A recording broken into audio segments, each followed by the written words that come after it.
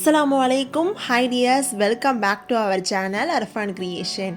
எல்லாரும் எப்படி இருக்கீங்க? அல்ஹம்துலில்லாஹ் எல்லாரும் ரொம்ப நல்லா இருக்கீங்க அப்படின்னு நம்புகிறேன். இன்றைக்கான vlog என்னன்னு பார்த்தீங்கன்னா, என் ஃப்ரெண்டோட மெஹந்தி செரமனிக்கு தான் வந்து போக போகிறோம். அன்னைக்கு எடுத்த ஒரு ஃபுல் டே ரொட்டீன் vlog தான் பார்க்க போகிறீங்க.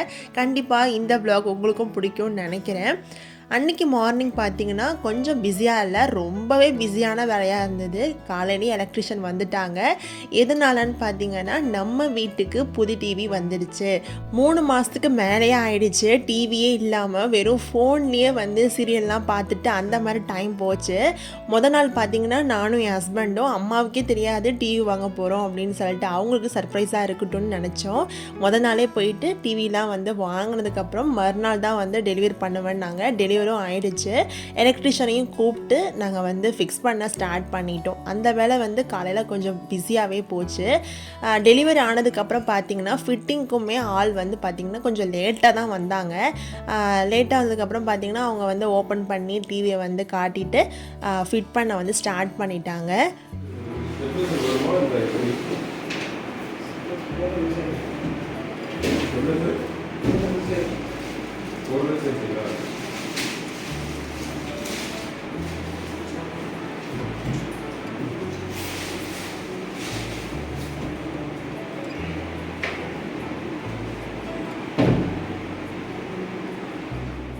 முன்னாடி வந்து நம்ம வீட்டில் பார்த்திங்கன்னா சின்ன டிவி வந்து இருந்தது. இப்போ வாங்கினது வந்து 43 இன்ச்சு டிவி.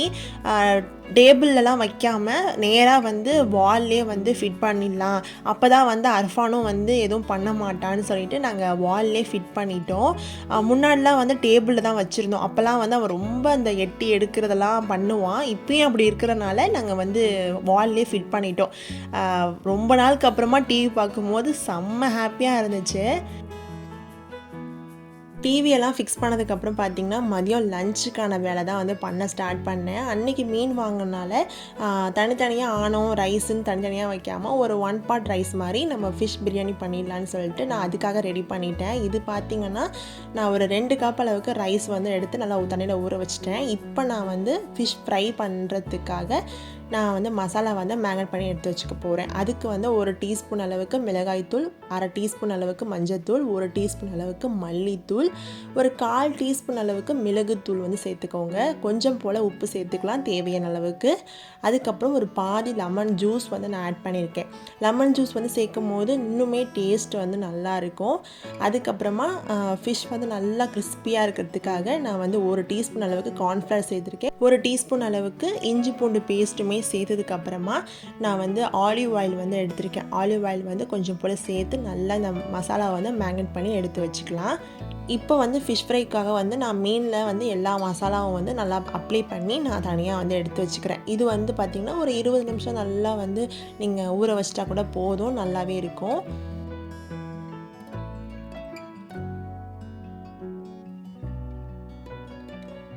இப்போ நம்ம வந்து ஃபிஷ் ஃப்ரை வந்து செய்ய ஸ்டார்ட் பண்ணலாம். அதுக்கு வந்து ஒரு தோசைக்கல் வச்சு நல்லா ஆயில் வந்து ஃபுல்லாக ஊற்றிட்டு நான் வந்து ஒவ்வொரு மீனும் போட்டு நல்லா ஃப்ரை பண்ணி எடுத்து வச்சுக்க போகிறேன். எப்போவுமே ஃபிஷ் வந்து ஃப்ரை பண்ணும்போது ரொம்ப ரொம்ப லோ ஃப்ளேம்லேயும் இல்லாமல் ரொம்ப ஹை ஃப்ளேமில் இல்லாமல் மீடியமாக வச்சு நம்ம வந்து ஃப்ரை பண்ணோன்னா எல்லா பக்கமும் நல்லா வந்து மசாலா நல்லா ஃப்ரை ஆகி சூப்பராக ரெடி ஆகும். ஒரு பக்கம் வந்து ஃபிஷ் வந்து ஃப்ரை ஆகிட்டுருக்கு. அந்த கேப்பில் பிரியாணிக்கு தேவையான வெங்காயம், தக்காளி, புதினா எல்லாமே வந்து நான் கட் பண்ணி ஸ்லைஸாக வந்து எடுத்து வச்சுக்க போகிறேன். கண்டிப்பாக இந்த மீன் பிரியாணி பார்த்திங்கன்னா ட்ரை பண்ணி பாருங்கள், ரொம்ப டேஸ்ட்டாகவே இருந்துச்சு இந்த பிரியாணி. நான் அதுக்கு வந்து 2 மீடியம் சைஸ் வெங்காயம், 2 மீடியம் சைஸ் தக்காளி, கொஞ்சம் போல் புதினா, கொத்தமல்லி இதெல்லாமே எடுத்து வச்சுருக்கேன்.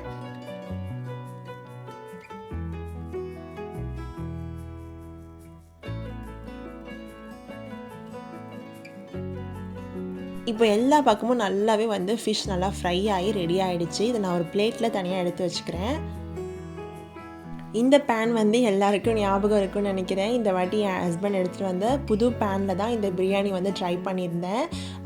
இதுக்கு வந்து ஒரு பேன் எடுத்துக்கோங்க. அதில் வந்து நான் ஒரு 5 டேபிள் ஸ்பூன் அளவுக்கு ஆயில் சேர்த்துருக்கேன். கொஞ்சம் போல் அந்த ஃபிஷ் வந்து ஃப்ரை பண்ணோம்ல அந்த ஆயிலுமே வந்து நான் சேர்த்துக்கிறேன்.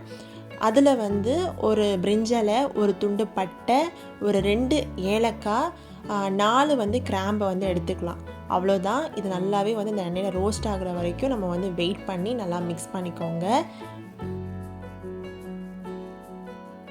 நான் 2 மீடியம் சைஸ் வெங்காயம் வந்து நல்லா தின்னாக ஸ்லைஸ் பண்ணி எடுத்து வச்சுருக்கேன். அதையுமே சேர்த்துக்கலாம். வெங்காயம் வதங்கிறதுக்கு ஒரு 10 நிமிஷத்துக்கு மேலேயே எடுக்கும். பொறுமையாக நம்ம வந்து வதக்கி எடுத்துக்கலாம். நல்லா ஒரு கோல்டன் ப்ரௌன் கலருக்கு வர வரைக்கும் வெங்காயம் வந்து நல்லா வதங்கட்டும். இந்த அளவுக்கு வெங்காயம் நல்லா வதங்கினதும் அதில் ஒரே ஒரு டீஸ்பூன் அளவுக்கு நான் இஞ்சி பூண்டு பேஸ்ட் மட்டும் சேர்த்துட்டு இந்த இஞ்சி பூண்டோட பச்சை வாசனை போகிற அளவுக்கு ஒரு 5 நிமிஷத்துக்கு நல்லா வதக்கி எடுத்துக்கிறேன். அதுக்கடுத்து பார்த்திங்கன்னா நான் 2 மீடியம் சைஸ் தக்காளி வந்து சேர்த்துக்கிறேன். இந்த தக்காளி சேர்க்கும் போதே நம்ம வந்து 3 பச்சை மிளகாய் வந்து சேர்த்து நல்லா வந்து வதக்கி விட்டுக்கோங்க. தக்காளியுமே நல்லா வதங்கினா தான் பிரியாணியோட டேஸ்ட்டுமே நல்லா இருக்கும். தக்காளி நல்லா மசிகிற அளவுக்கு நம்ம வந்து வதக்கி எடுத்துக்கலாம். இப்போ இந்த ஸ்டேஜில் நம்ம மசாலாலாம் சேர்த்துக்கலாம். 1 டீஸ்பூன் அளவுக்கு மிளகாய் தூள் வந்து சேர்த்துக்கோங்க. உங்கள் காரத்துக்கு ஏற்ப நீங்கள் வந்து மிளகாய் தூள் சேர்த்துக்கலாம். 1 டீஸ்பூன் அளவுக்கு மல்லித்தூள், 1/4 டீஸ்பூன் அளவுக்கு மஞ்சத்தூள் வந்து சேர்த்துருக்கேன். 1 டீஸ்பூன் அளவுக்கு பிரியாணி மசாலா வந்து சேர்த்துக்கோங்க. இவ்வளோதான் மசாலா. இந்த 4 மசாலாவும் போட்டதுக்கப்புறமா நல்லா இந்த மசாலாலேருந்து எண்ணெய் பிரிஞ்சு வர வரைக்கும் நல்லா வெயிட் பண்ணி வதக்கி விட்டுக்கோங்க.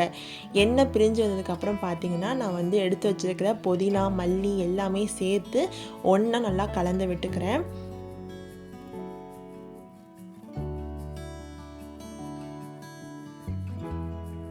இப்போ மசாலா வந்து எண்ணெய் பிரிஞ்சு வந்துருச்சு. இந்த ஸ்டேஜில் நம்ம ஃப்ரை பண்ணி வச்சுருக்கிற மீனில் பாதி மீனை இப்போ சேர்த்து நல்லா வந்து இந்த மசாலாவோட நல்லா கோட் ஆகுற மாதிரி மிக்ஸ் பண்ணிக்கலாம். இப்போ நம்ம வந்து ஃபிஷ் ஏன் சேர்க்குறோன்னா அந்த ஒரு ஃப்ளேவர் வந்து கிடைக்கும், நல்லாவே கிடைக்கும். அதனால தான் சேர்க்குறோம்.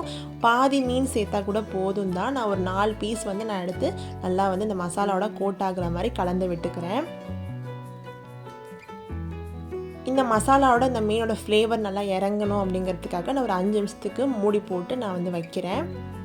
ஒரு 5 நிமிஷம் கழித்து நான் ஓப்பன் பண்ணி பார்க்குறப்ப பார்த்தீங்கன்னா நல்லாவே அந்த மீனோட ஃப்ளேவர் வந்து அந்த கிரேவியில் நல்லா இறங்கி இருந்தது. இப்போ நம்ம அந்த மசாலாவை வந்து அப்படியே விட்டுட்டு நம்ம அந்த ஃபிஷ்ஷை மட்டும் நம்ம எடுத்து வச்சுக்கலாம் தனியாக.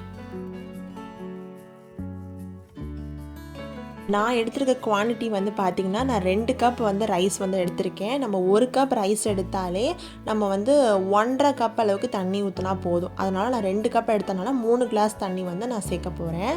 3 கிளாஸ் தண்ணி வந்து சரியாக இருக்கும். ரொம்பவும் குலையாது, ரொம்பவும் வந்து சோறு வந்து விரையாக இருக்கிற மாதிரி இருக்காது. கரெக்டாக பர்ஃபெக்டாக இருக்கும். அதனால் 3 கிளாஸ் தண்ணி வந்து 2 கப் ரைஸுக்கு வந்து எடுத்துக்கோங்க. நான் இப்போ தண்ணியை வந்து இந்த கிரேவியில் ஊற்றிட்டு இந்த பிரியாணிக்கு தேவையான அளவுக்கு உப்புமே வந்து சேர்த்துக்கலாம். உப்பு பார்த்திங்கன்னா நல்லா சுல்லுன்னு வந்து இருக்கணும், அதாவது கொஞ்சம் கூட இருக்கிற மாதிரி இருக்கணும். அந்த அளவுக்கு சேர்த்ததுக்கப்புறமா நல்லா கலந்து விட்டுக்கோங்க. இந்த தண்ணி வந்து நல்லா கொதி வந்ததுக்கப்புறமா தான் நம்ம ரைஸ் வந்து சேர்க்கணும். அதனால் ஒரு 5 நிமிஷம் நான் வந்து மூடி போட்டு வைக்கிறேன்.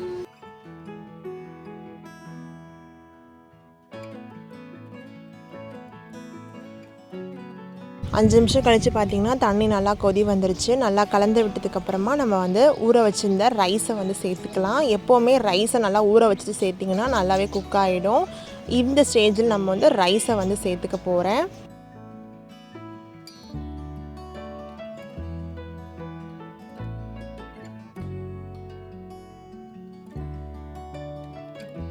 ரைஸை சேர்த்ததும் ரொம்ப போட்டு கலராமல் லைட்டாக மிக்ஸ் பண்ணிவிட்டு நம்ம வந்து மூடி போட்டு வச்சிடலாம். இது ஒரு 10 நிமிஷம் ஹை ஃப்ளேமில் நல்லா குக் பண்ணிக்கலாம். இப்போது இந்த ரைஸ் பார்த்திங்கன்னா ஒரு பாதி அளவுக்கு நல்லா குக் ஆகிடுச்சு. இந்த ஸ்டேஜில் நம்ம ஃப்ரை பண்ணி வச்சுருக்கிற அந்த ஃபிஷ் எல்லாமே நம்ம வந்து மேலே வந்து வச்சுக்கலாம்.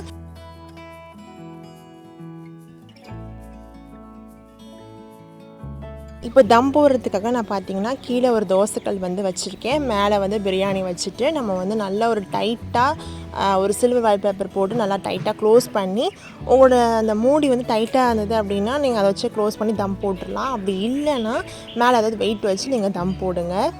தம் போடுறதுக்கு டைமிங் பார்த்திங்கன்னா எப்பவும் போல் 5 நிமிஷம் வந்து ஹை ஃப்ளேம்லையும் 10 நிமிஷம் லோ ஃப்ளேம்லையும் குக் பண்ணணும். அதுக்கப்புறமா ஆஃப் பண்ணிவிட்டு 10 நிமிஷம் அப்படியே விட்டுட்டு நம்ம வந்து ஓப்பன் பண்ணலாம். இப்போ பாருங்கள், பிரியாணி வந்து செம்ம சூப்பராக ரெடியாக இருந்தது. டேஸ்ட்டுமே வந்து அவ்வளோ நல்லா இருந்துச்சு. எந்த ஒரு சின்ன மிஸ்டேக் கூட இல்லை. அதாவது உப்புமே சரி, காரமும் சரி, சரியாகவே இருந்தது. நீங்களும் இன்ஷா அல்லாஹ் உங்கள் வீட்டில் ட்ரை பண்ணி பார்த்துட்டு எப்படி இருந்துச்சு அப்படின்னு சொல்லுங்கள்.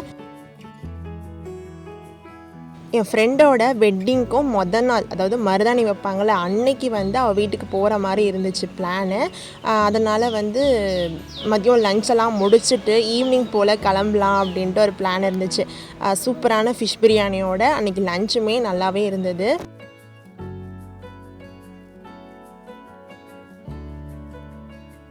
என்னோடய கேங்கில் எல்லா ஃப்ரெண்ட்ஸுக்கும் ஒவ்வொருத்தருக்காக வந்து மேரேஜ் வந்து முடிஞ்சிட்டு வருது, அல்ஹம்துலில்லாஹ். அதில் ஒரு ஃப்ரெண்டோட மேரேஜுக்கும் நாள் ஃபங்க்ஷனுக்கு தான் நான் வந்து ரெடியாக போகிறேன். அன்றைக்கி வந்து பார்த்திங்கன்னா ஒரு ஸ்டோன் ஒர்க் சாரீ வந்து வியர் பண்ணிக்கலான்னு சொல்லிட்டு இந்த சாரீ தான் சூஸ் பண்ணியிருந்தேன்.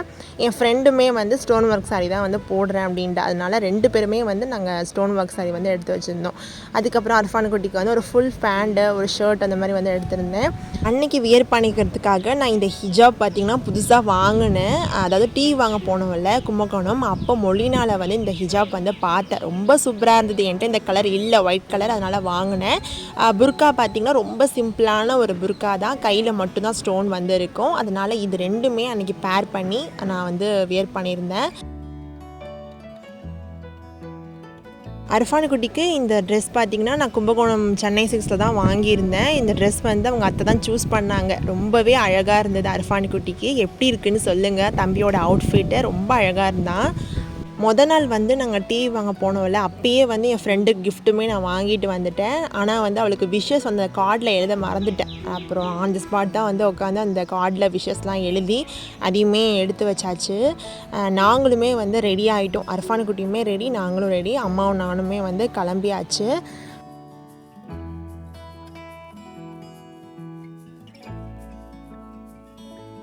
அன்றைக்கி வந்து பார்த்திங்கன்னா நாங்கள் அப்புறம் என் ஃப்ரெண்டோட அம்மா, என் ஃப்ரெண்டு வரல, அவளுக்கு வந்து என்கேஜ்மெண்ட் ஆகிருக்கு அப்படிங்கிறனால அவள் வரமாட்டா. அதனால் அவங்க அம்மா வந்திருந்தாங்க. நாங்கள் எல்லோரும் சேர்ந்து தான் இவள் வீட்டுக்கு வந்து போனோம். ஃபஸ்ட் டைம் நான் வந்து இவள் வீட்டுக்கு போகிறேன். எனக்கு அட்ரஸ் கூட தெரியாது, எப்படியோ கேட்டு நாங்கள் அவள் வீட்டுக்கும் போயிட்டோம்.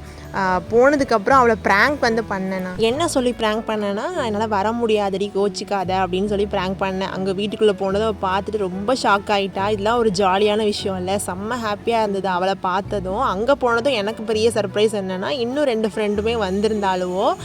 இந்த குட்டி பார்த்திங்கன்னா என் ஃப்ரெண்டோட பொண்ணு தான். இவளை வந்து நான் குழந்த பிறந்தப்போ பார்த்தது, இப்போ தான் நான் அவளை பார்க்குறேன். அங்கே போனதுக்கப்புறம் பால் சோறு, டீ எல்லாமே கொடுத்தாங்க. எல்லோரும் ஒன்றா உட்காந்து சாப்பிட்டுட்டு நிறையா விஷயம் பேசிக்கிட்டு செம்ம ஜாலியாக போச்சு என் ஃப்ரெண்ட்ஸோட. முக்கியமாக அவள் வீட்டில் போட்டிருந்த ஸ்டேஜை பற்றி சொல்லியே ஆகணும். எனக்கு ரொம்ப பிடிச்சிருந்தது. சைட்லலாம் ஒரு மாதிரி க்ரீனிஷாக, அப்புறம் வந்து சென்டரில் வந்து ரோஸ்லாம் வச்சு பயங்கரமாக டெக்கரேஷன் பண்ணியிருந்தாங்க. ரொம்பவே அழகாக இருந்தது. அது மட்டும் இல்லாமல் லைட்டிங்லாம் சூப்பராக இருந்துச்சு.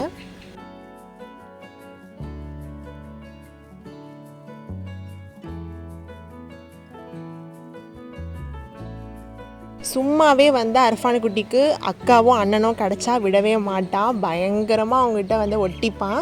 அதே போல் என் ஃப்ரெண்டோட பிள்ளைங்களோட ஜாலியாக விளாண்டா. அதை பார்க்குறப்போ எங்களுக்கே ரொம்ப சந்தோஷமாக இருந்துச்சு. அந்த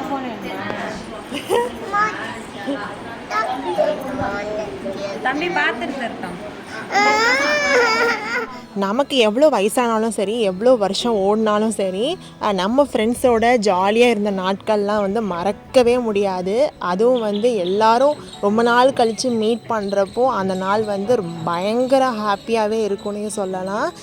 எனக்கு என்ன ரொம்ப பிடிச்சிருந்ததுன்னா, பிள்ளைங்க எல்லோரும் அவ்வளோ ஒத்துமையாக விளாண்டுக்கிட்டு ஜாலியாக இருந்தாங்க. அர்ஃபான் குட்டிக்குமே அது ரொம்ப பிடிச்சிருந்துன்னே சொல்லுவேன்.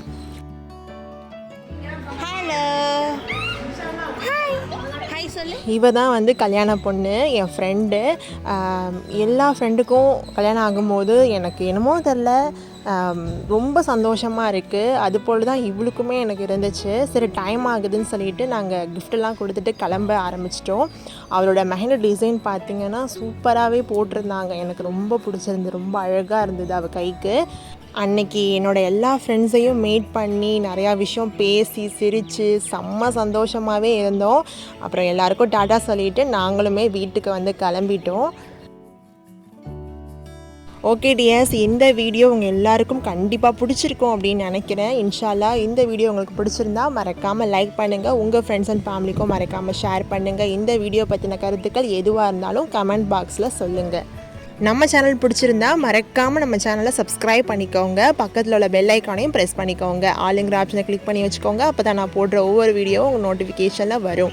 தேங்க்ஸ் ஃபார் வாட்சிங் டியர்ஸ். அஸ்ஸலாமு அலைக்கும். எல்லாரும் ஹாப்பியாக சந்தோஷமாக இருங்க.